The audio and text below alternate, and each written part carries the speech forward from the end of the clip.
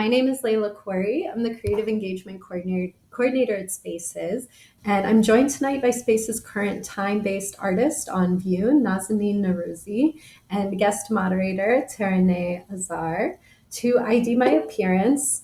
New Orleans, cool.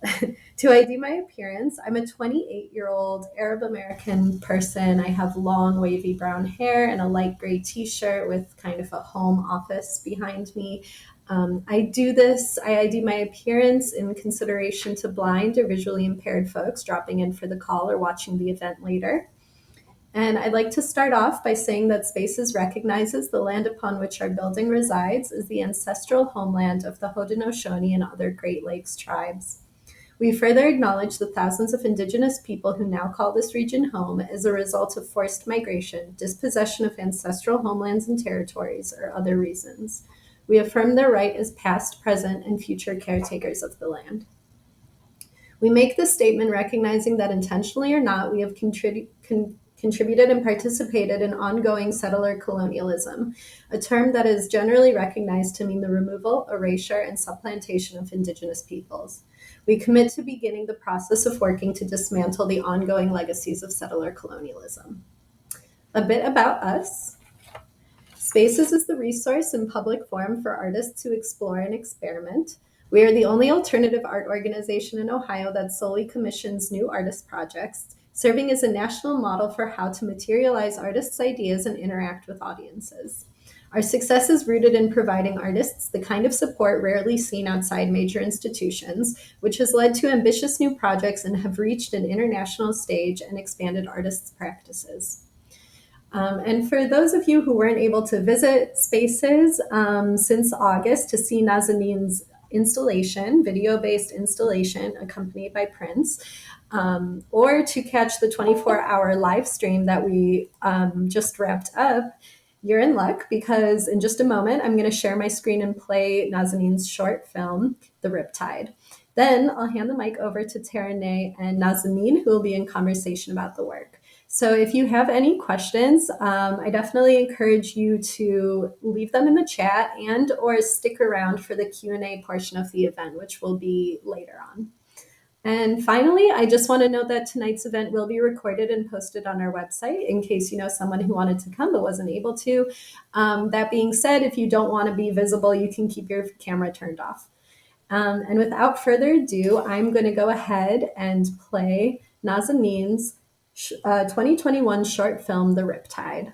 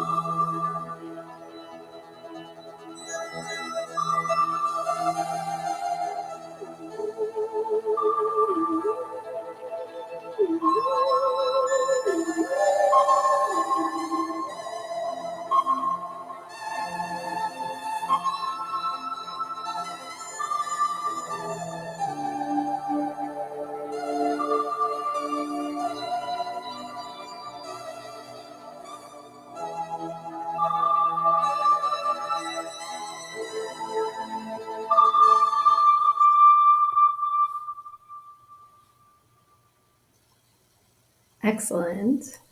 Excellent. Now, I'm going to hand this over as I promised. Thank you, Tiziana. I'm going to hand this over to the artist, Nazanin, in conversation with Taraneh. Thank you so much, Layla. And thank you so much for the wonderful introduction and for having me moderating today. My name is Taraneh Azar. I'm an Iranian-American, Boston-based journalist, visual artist, and musician, originally from Cleveland, Ohio. I have previously worked for NBC News and the United Nations, as well as moderated a number of speaker events as the co-director and political education coordinator of Northeastern University Students Against Institutional Discrimination, a radical community-based organization. It is my great pleasure to introduce Nazanin Noroozi tonight. And to ID myself, I am a 22-year-old person with short blonde hair sitting in front of a blank white wall. Nazanin is a New York-based multimedia artist incorporating moving images, printmaking, and alternative photography processes to reflect on notions of collective memory, displacement, and fragility. Noroozi's work has been widely exhibited in both Iran and the United States, including the Immigrant Artist Biennial, Noise Museum of Art, New York Lives Arts, Prism Art Fair, and Columbia University. She is the recipient of awards and fellowships from the New York Foundation for the Arts Fellowship Grant, Artistic Freedom Initiative, Elizabeth Foundation for the Arts, Mass MoCA Residency in North Adams, Massachusetts, and Stoltzen Foundation for the Arts Residency in New York. She is an editor at large of Karnama, a journal of art history and criticism. Noroozi completed her MFA in painting and drawing from Pratt Institute, and her works have been featured in various publications and media, including BBC News Persian, Elephant Magazine, Financial Times, and the Brooklyn Rail. Today, she is joining us to discuss her short film and visual short story, The Riptide, which we just watched. And it is based on Super 8 movies that her father took in post-revolution Iran. Nazanin, thank you for joining us. Thank you. Thank you for having me. I'm very excited. I'm very excited as well. And it is so lovely to see so many people on the call. We can just jump right in here. In The Riptide, we see a narrative based on what feels deeply personal, yet somehow universal archives. Family albums, found footage, and the like. What was the process of putting together your film conceptually? What did research and preparation, if any, look like for you? Well, I guess the way it started for me is Riptide is part of somewhat of a trilogy of two other films. I created all of them in the past 2 or 3 years, and my work has always been based on photographs, mostly, family archives. But what I used to do in the past was, when I was in Iran, I used to take snapshots and photographs of of my close circle of friends, and the kind of alternative lifestyle that we had back home. Meaning the life you have outside in the streets is completely different from the life you have inside. So that's, I guess, how these works, the new works and the old works, all kind of come together in terms that they are about intimacy and personal lives, etc. So I found out these Super 8s in our basement a couple of years ago, and I was really obsessed with them. I thought I always wanted to make moving images. Since my work has some kind of a narrative aspect to it, but I was too scared to do it. I come from a painting background, I'm a painter, but I always wanted to tap into that. And once I found these Super 8s, that was the trigger I think that I needed to start, working on it. And everything came out of it really naturally. I didn't know how to make films. To this day, I don't consider myself, like a filmmaker necessarily. So the process is very much painterly based, and it's kind of primitive, if you will. Absolutely. I love the mention of intimacy. I think that, this notion that your personal life, especially in Iran, is so different from what you're allowed to kind of put out on the street, so to speak. I feel like in that sense, documenting family archives is almost like an act of personal liberation. Right. And I feel like that really comes through. Like for me, archives are, they started as a site of refuge in a way, but I'm also interested in questioning archive as, modes of cultural transmission and collective memory and history. So the way I try to deal with them, with these found footages, is to add my own agency to them and not just, treat them as something that exists outside and, just try to avoid having some kind of a clinical, kind of sterile approach to it, if you will. So that's how I find them really interesting. And one thing about family albums and photographs is that when you, let's say, like, when you go to your friend's house and you look at their family albums, you really don't know who's who. You don't know the story. You don't know who's the grandmother, who's the aunt, who's the cousin. But you start making up these relationships and connections without knowing anything about it. That is really interesting to me when I deal with found footage and archives, because on one hand, some of these are very close to me. There are, Riptide is from my sisters singing, my mother dancing, in a time that I wasn't born yet. But it is very close and personal. But at the same time, I really don't know exactly what the story was, and I'm very much interested in breaking down these narratives and creating them again and kind of leaving them open so that other people from all walks of life and all backgrounds can kind of connect to them as well. Absolutely. I mean, the footage itself and the imagery itself feels deeply personal, but at the same time, the same way that you're saying you're assigning your own meaning to the imagery, I feel like viewers are kind of invited to do the same. Like, even though it's deeply personal imagery, somehow the messaging that's coming through feels really universal. Like, I feel like it could kind of resonate with anyone. Fantastic. So the film itself seems incredibly labor intensive as each image is individually manipulated and painted. Can you walk us through your process of constructing the film physically? Yes, that would be my favorite question to answer because, they are very much process based. The whole film. What I did was I found these Super 8s. I kind of didn't have means to know exactly what they were, so I digitized them. And what I do is that digital version of those Super 8s, I take screenshots or, like still frames, print them out um, every couple of few seconds, and then I paint on every single frame. So each film, Riptide, Elites 1984, and The Pearl, these three that are connected to each other, they all consist of like over 500, 600 single-handedly, painted frames that I work with them on various layers.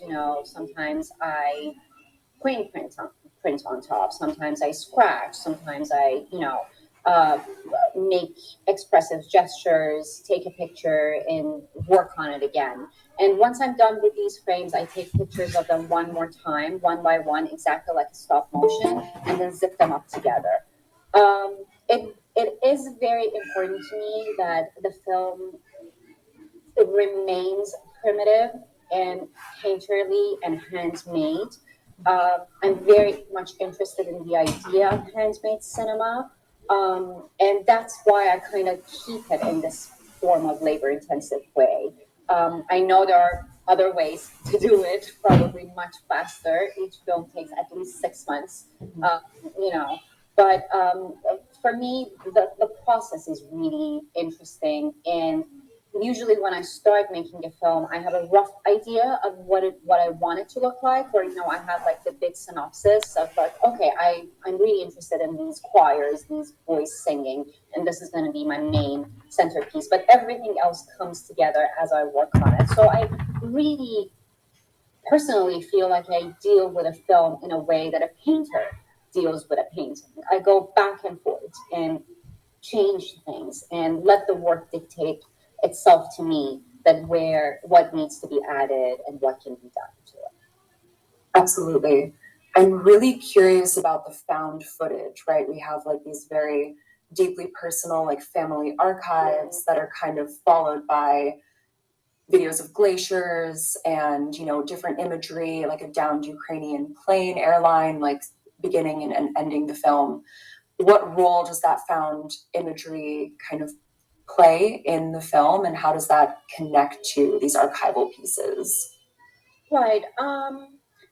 For me, it's the relationship between history and memory is really interesting. So because I work with these, archives or personal things, I feel like the work has a tendency to become too personal or unrelatable. But I'm trying to tell a story. The work for me is about, the ideas of longing and loss and some kind of a sense of tragedy and doom that is upon us, to oversimplify it.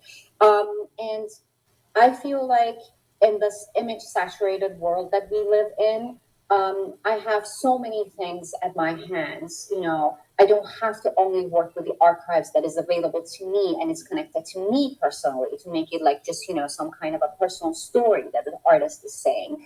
But I can use other people's interpretations and narrations of the world and add it to my own work. So, for example, as I was working with a found footage or with my personal archive, I became really interested in the idea of natural disasters, and there are numerous videos on YouTube of amateur videos that people have recorded these things, and I feel like these ideas of desperation and the sense that there's not much you can do about the things that are going to happen to you. What else can represent it better than that a glacier that is melting upon your very eyes, right? And there's also something really sublime and extremely beautiful about tragedy, because as these big giants, ice mountains are coming down, they're actually really beautiful to look at the same time.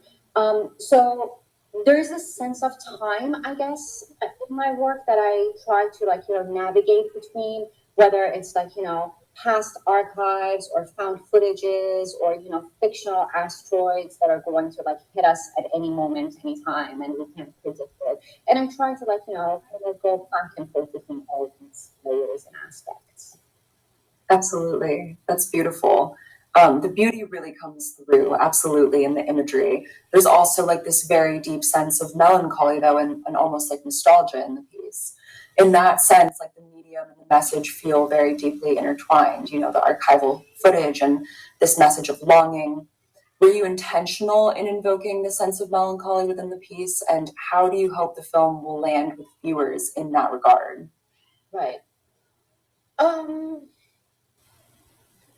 Well, I feel like, one of a term that I actually sometimes think about or comes up with my work is this Portuguese term called saudade, which there's no really good translation for it in English. It can roughly be translated as melancholy or, like sadness. But what is so interesting to me in terms of melancholy is that it is a deep sadness or gloom. It is a emotional state.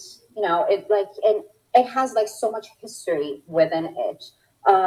It's one of the, I don't know, cardinal humors. It has all of these things that goes back to the medieval times. And when you talk about melancholy, you're not only talking about a personal sadness in a way. You're talking about something that is bigger and it's a human condition in a way. I think in popular culture, melancholy is understood as depression, but it's not really. It's more of an existential question that we deal with. And that is something really interesting for me to tap into, because a lot of times I feel like, as citizens of the contemporary world, there are so many things that we have to navigate and deal with that is out of our control. And there's a sense of, instability and fragility that I feel can be talked about within the visual work that I make. Absolutely.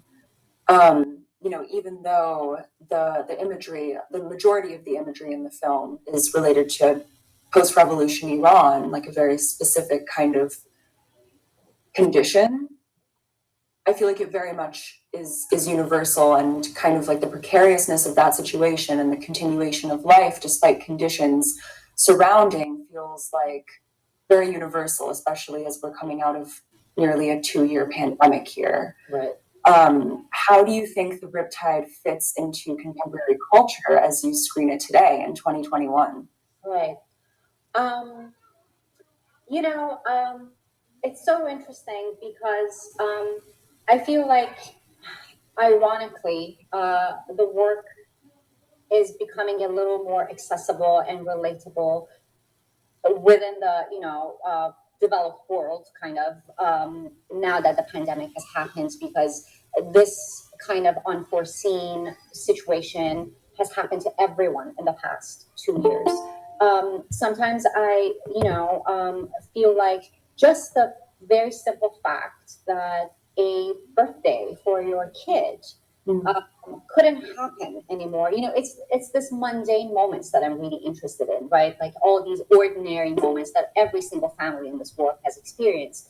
But these, the fact that you couldn't have a birthday for your kid due to the reasons that is completely out of your control, I think kind of, echoes in the work as well. Or I was just talking to a friend last night about how from March 2020 to July 2020, I didn't leave my apartment. And end of July 2020, I went to Times Square for the first time after 5 months. And the uncanny situation that was there, the fact that it was absolutely, without any, one of the busiest places in the whole world, there was no one there. This is something that I feel like everyone has experienced. And I have had this question prior to the pandemic, that I felt like a lot of times my work was mostly seen through its geographic lens, that this is an experience kind of specific to people, quote unquote, from the global south, how the Iranians and the Arabs are like resilient, and how we're fighting, and how we're like, trying to take our destiny into our own hands. But of course it fails, and a lot of times I felt like the viewers thought that, oh, this is a very specific kind of experience for that part of the world. But now, understanding that this is too close to us, I feel like makes the work kind of more relatable. So in that sense, I feel like the Riptide really talks about our current situation. Absolutely. I mean, when I watched it for the first time, I kept thinking like mirror. It feels like a mirror almost. And you talked a little bit about like the continuation of time that it represents, and that's the cyclical nature of time in that sense. And I feel like it very much is a mirror for, this past event that maybe only very few of us can relate to with this contemporary universal event. And I think that's really interesting how that worked out. Right. And one thing that I just thought that I would like to mention is the name of the film. Yes. The Riptide is a phenomenon, like, it's a current that comes through the sea to the shore, and it takes back, it moves away really fast and strongly. And even the most, professional, skillful swimmers usually can't resist it. So it's a number one reason for drowning in the world. And that is also another. So as I was thinking about this, I was thinking, oh, okay, so Riptide is this natural disaster in a way that's very small in scale, but it can catch you and it can take you with it. And no matter how hard you try, most probably you won't be able to fight it back. This is something that I guess it's very contemporary. At least that's how I feel. That we fight back on so many levels, whether social issues or political issues or economic issues or whatnot. But there's not much that we can change, and things are kind of upon us. So, Absolutely. Can you talk a little bit about the music playing throughout the film? I know that there's, as I understand it, a very deep significance to that particular song, but how does that audio relate to the piece? I'm glad you asked that question because, as a painter, printmaker, visual artist, video is really new to me. And of course, a whole other layer that I'm just discovering. The music that I actually chose for the Riptide is by Joel Fagerman, who's a really well-known French musician, one of the pioneers of electronic music, especially in the 80s. And this piece, The Flower's Love, was actually originally composed for a French documentary series about the life of plants and like nature and this and that. And that documentary was extremely popular at that time. It aired at 40 something countries at the same time. And it became really iconic. At the same time, in the 80s in Iran, there was this kind of a really popular TV show from the state TV stations that people would tune in every night because there wasn't much else to watch. It was the war years, etc. And this was played in the intro part of that. So this again back to your kind of first question about personal versus universal. This music, surprisingly, on so many levels, it was the best choice that I could make, I guess, for this film, because it is about nature. It's very retro-futuristic in a way.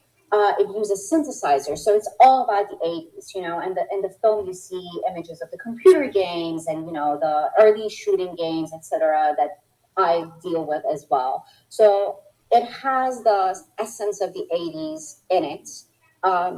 It is very much specific, but also universal. Meaning, if you just scroll through the YouTube comments of that piece, it will blow up your mind how many people from all different parts of the world have very specific memories with that music. And as I have images of the glacier melts and the asteroids, I felt like this music also brings up or intensifies that sense or that part of the film as well. Absolutely. You mentioned that you have a painting background for the Riptide and for the other films in the trilogy.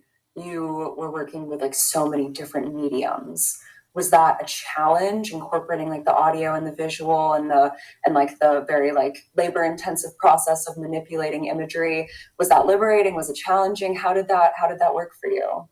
It's exciting. It is challenging at times. I feel like I'm still maybe a little stubborn in not wanting to use more modern technologies and kind of insisting oh, I really want this to be hand painted and frame by frame. But it is really, really interesting to me because for example, what I'd like to do is to add, as I mentioned, to add my own agency to these already existing documents, right? And I know many artists in the contemporary world deal with that, like Akram Zatari, one of my favorite artists, the Lebanese brilliant, photographer, installation artist, conceptual artist.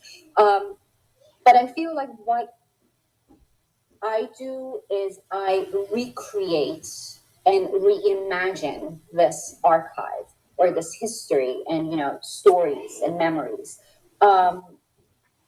which is some kind of an approach that I feel like only a painter can achieve. Mm-hmm. And this is it's probably a very biased opinion, but and maybe that's why that after all of these years, tapping into all of these different mediums and working with all these different things, I still consider myself a painter because it's like when I have the brush and I actually make the mark, whether digitally or, with hands, I feel like I'm making a statement and I'm changing the things. And this is something that I feel like, only painters can do in a way.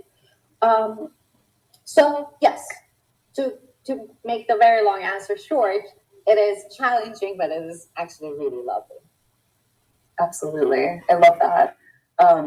I think it's always really exciting working with new mediums, especially when it just like comes together so perfectly. What feeling do you hope that viewers will take as they walk away from watching the Riptide? Oh, oh. If I say it, I would be considered a really mean person because I always joke to my friends that, I really want them to look at the work and by the time they're leaving the gallery, tell their friends that I suddenly feel blue and I don't know why. And it is really important to me that that sense of heaviness and deep sense of longing and fragility is translated. My work, unfortunately, I guess, doesn't have humor, which makes it hard for a lot of people to take. I personally appreciate so much artists who are able to, be a little humorous and wise in their works, funny, but of course not funny in a ha-ha way. But this is what I want them to get. I want the work to take them somewhere deep down and make them, kind of face the uncertainties and fragilities and, the ideas of probably home. I feel like they can never be materialized. I like them to kind of see those things or at least have some kind of a sense of confronting those things. Absolutely. One of my favorite things about the film, just in takeaways in particular, is the fact that I think for a lot of people, especially a lot of Western viewers, imagery and concepts surrounding Iran and the quote unquote global South is such a novelty for so many people. And I feel like for so many people, it's kind of let's talk about Iran, let's talk about the geopolitical situation, something that feels really far removed, even though, considering US imperialism and the military industrial complex, it is very universal in implications. But the fact that such a universal feeling has come out of imagery that I think traditionally is viewed as kind of really specific. It feels almost like there's this thread of solidarity. Is that something that you consider? Do you think that resonates? Yeah, I think it is very interesting, and I completely understand what you're saying, and I think it's true. There are examples that when you think about, let's say, I don't know, Anselm Kiefer, he works about a very specific type of history, right? The disasters after World War II, especially being from Germany. But his work is able to go beyond that very specific type of, events that happened or make it kind of nationalized. So I feel like this question kind of takes me back to your first question. Uh, you know, I'm talking about, or I'm dealing with ideas of intimacy and collective memory and, reimagining history. So, and this, I think, can be very personal and universal. Sometimes I feel like, when you get too close to a subject, when you get too personal to something, you also make it universal at the same time. As if it's you get closer and closer and closer, as specific as you can get, and you kind of make it universal at the same time. So I guess this is how it has solidarity, because it is talking about shared experiences. Absolutely. You mentioned a little bit about the 80s, right? That's the time period that we're dealing with in a lot of the imagery, but also the music and the concepts. How was it exploring the 80s and these kind of digitized aspects of the beginning of, the digital era in that sense? It's really interesting. I grew up with two sisters who were teenagers in the 80s. So I was born in the mid 80s, but I feel like in many ways I'm an 80s kid because, all of these pop cultures and everything icons were like too close to me. But 80s is a very interesting decade to me, both, regarding what happened in Iran and what happened in the world. Um, we were, kind of isolated in the 80s. The revolution had just happened. Everyone forget about us and that, we existed. So the war started in 81, and then there was, mass murders and trials and, the removing of the descendants and political activists, etc. So it wasn't a very happy time in a way, but also in the world, a lot of things were changing, the fall of the Soviet Union, etc. Most importantly, what was interesting to me as a visual artist was this shift between, the end of the analog era and the beginning of the digital era. Super 8s have this really specific aesthetics to them. They're grainy. They have a very special color. I tried to capture it as much as I could through all of these, layers that I was working on and making it.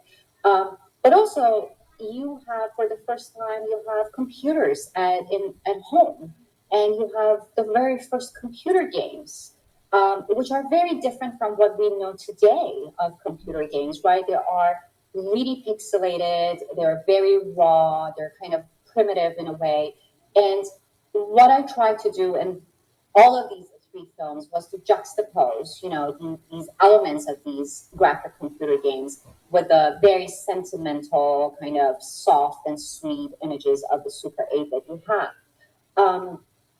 Like in the Riptide, I used graphics of the Star Wars, the Atari game, and then Battlezone, and and I'm not a gamer. I've never played them actually in person, but it's like really interesting to me looking at them and researching them. And these computer games, ironically, were also the very first shooting games as well. So it's the first time that you can sit behind something and shoot some kind of a virtual thing, which I guess kind of connects to the asteroids that come in and go in and out. So both aesthetically and thematically, this kind of a overlap between digital and analog in the 80s was interesting to me, and I think it has worked as one of the sources of inspiration. Yeah, I really loved that contrast, the softness of the Super 8 and this like digital component. Thought that was really cool. I want to make sure that we have enough time for Q&A. Yeah. So I don't know if anyone has any questions. Please feel free to either drop them in the chat or to unmute yourself and ask away.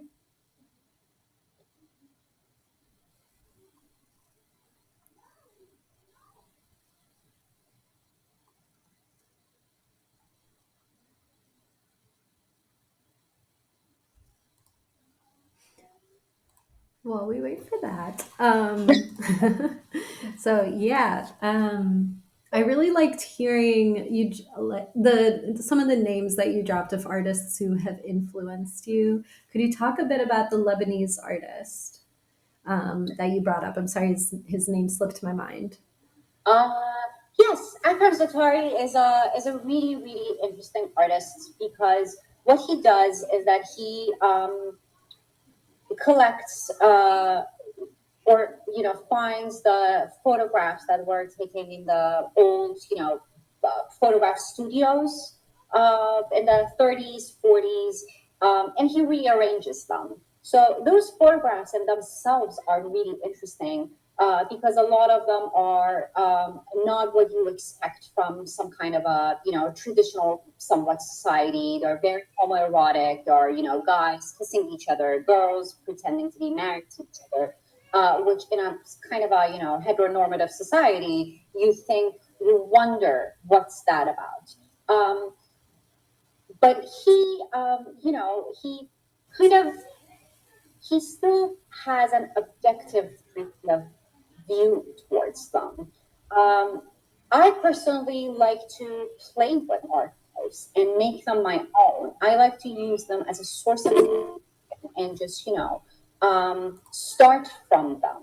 The archive in itself is not that interesting to me if I'm not able to do something to it and recreate it, so which I think makes it a little different from, like Ikram Zatari or Christian Boltanski or many other artists that they extensively deal with, archives. Fabulous. Yeah. Jace wants to know if you could elaborate a bit if there's a connection between imagined and idealized visions of the future versus a homeland and how those are made.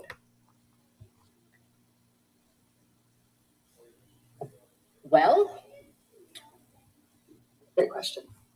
It's a very interesting question. I think definitely there is a connection. I like to think that I create some kind of a parallel universe that everything exists at the same time. My films are a combination of things that happened in the past, things that are happening now, and things that may happen in the future. All of them kind of combined together in a kind of a mishmashy situation. So I truly, personally think that home in that traditional sense that we think of does not exist. And it doesn't matter whether you're an immigrant or you were born somewhere or, we are in some kind of a displaced situation. And that's how I see it, of course. It's just, I'm not like making any statement. So for me, there is no idealization vision of any of those, places. It's something that just floats and is kind of hybrid. And I'm interested in that sense of hybridity, I think. That resonates so much with me. And I think for anybody who could relate to being first generation anything, living in the US or anywhere, it's like you occupy this kind of third identity where you don't, comfortably, neatly fit into one or the other, but a hybrid of both. And so I think the expression of that almost is like a futurism, even if it has really nostalgic themes, themes that include archiving and past images. There is this sense of futurism because it is that third other space that, like you said, what you imagine at home is not. It's not literally as you imagine it. Yeah. Right. I personally think this is something really interesting to embrace when creating the work, to be in this kind of, situation that doesn't belong to anything. Just like my works that is like, is it a stop motion? Is it a film? Is it a painting? And what I did at the show with the spaces, which I'm very grateful for, was I was able to also engage the space at the same time. People could look at the ephemeral video that was like moving along, and they could actually look at the frames and the little paintings and the prints at the same time. So this constant back and forth is something that I feel like I'd like to, really embrace and play with. And this is where I feel I'm most comfortable at. I use a lot of printmaking techniques, but I'm not a traditional printmaker. I don't edition my work. I don't follow a lot of printmaking rules, which is a big no-no, within the industry. I use the process and the tools that are at my hands to get to where I want. And I go back and forth constantly between digital and manual printmaking, painting, and video. And that's where I feel like I am personally and as an artist more comfortable. I feel like there's a lot of reclamation in the fluidity, whether that be fluidity of medium or fluidity of like concept, even when it comes back to like, what is home? How do we define home? And I feel like that feels really liberating and really special to be able to play with that. This is another thing that I wanted to ask. what is the role of text in the Riptide? Because there were a few kind of like phrases, elements that came into play. How did you decide those phrases, those words, and how does that work within the film? That is actually as I'm thinking about, as I mentioned, it's like very much process based. So as I go by every scene, I think of things. So that sentence actually is an homage to a work of an artist that I really admire, and like Felix Gonzalez Torres, he actually has a piece that. And as his works are, there are like two stacks of white paper on a floor of a gallery. On one, it says somewhere better than this place, and then the other says nowhere better than this place. And you can go and grab them. Gonzalez Torres has been one of the main sources of my inspiration. I truly adore his work so much, although we have nothing in common, like, aesthetically, or like I'm such a maximalist and he's so brief and beautiful and is able to say things in the smartest way. So that was like, and those two pieces that I took from the gallery was on my wall for the longest time at my studio and my home. And one day that I was working with these things and I was like, making sketches and I was working on these with asteroids, I looked at them and I was like, this is actually the best thing that I can use in this work. Not only because it has this art historical reference, dealing with grief and loss that Gonzalez Torres does in the most magnificent way. But also I feel like sometimes my work can use a little help, with some kind of a text to like kind of push the viewer into where I want them to go. That was actually the very first time I tried something like that. I was a little, scared, just like making films that I was like too scared. I've been a little scared of like trying text as well. But this is something that I have in mind and I'd like to, explore a little more in the future. That's really cool. I think it worked really well. Right.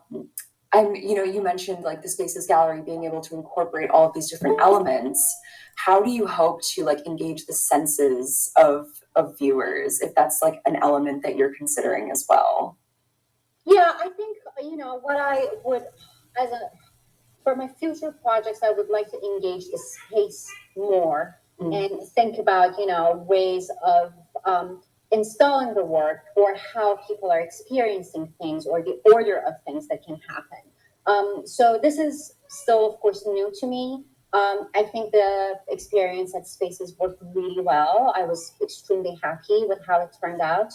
But this is something that I would like to explore more, to actually, engage the space that you walk into, whether you see the video at first, or you see the prints at first, or you see artist books, etc. All the little things that I make at the same time, because these are all created in tandem with each other. So it's not like the video is the centerpiece and the works on paper are accompanied by it. They're kind of work all at the same time together. And I also really want the works on paper to be independent at the same time. That in case if people can't see the video piece, they'll be able to connect or relate to the prints and the paintings as well. Fantastic. We talked about how, working with these different mediums was really liberating. Were there any like restrictions? Did you find, working with moving images restrictive in any way? Not really. I still feel like sound is something that I'm a little, not super confident about. I'm learning so much about it. Not moving images necessarily, but when it comes to video, you have so many layers that you need to consider. I intentionally keep the videos short because I really want people to see it from the beginning to the end. Again, maybe it's my painting bias, but I want it to be consumed in whole. I know that many video artists have like longer pieces, 20 minutes, 15 minutes, and maybe you sit down and see all of it, maybe you won't. It's important for me that people can experience the whole work. And that's why I keep them like, really short. So these are maybe like some of the challenges or new ideas that I have to think about and consider. Where do I want to have the repeat? How do I, how do I want the sound to look like? How overwhelming should it be? Should it really bother people, all the sound, all the noises, or like, the bombings and the explosion, etc., or should it be kind of on the in the layer and let the image talk more? These are definitely questions that I have as I'm working on these new works. Well, but we just have another minute left. Is there anything that you wanted to add that maybe we didn't get to talk about tonight? I don't think so. I've talked too much. Well, we loved having you at Spaces for the very brief few days that you were with us in Cleveland. It was wonderful to work with you. I had a great experience. Honestly, it was one of the smoothest installations that I've ever done. I really love everybody at the team, and really grateful that I had the chance to show Riptide for the first time.